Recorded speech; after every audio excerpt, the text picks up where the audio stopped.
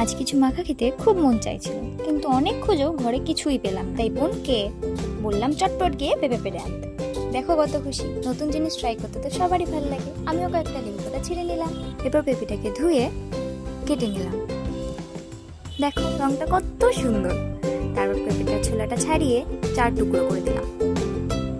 এবার পেঁপের টুকরোগুলো আরেকবার ধুয়ে নেবো, যাতে সমস্ত কষ ছেড়ে যায়। পেঁপেটাকে ভালোভাবে ধুয়ে এটাকে গ্রেট করে নিলাম।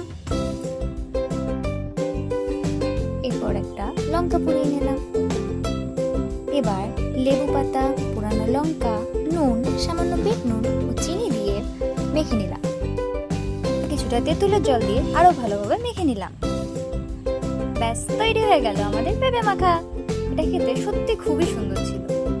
আর বোনের রিয়াকশনটা তোমরা দেখতেই পাচ্ছ। তোমাদের কেমন লাগলো আমাদের অবশ্যই জানিও। আজকের জন্য এইটুকু।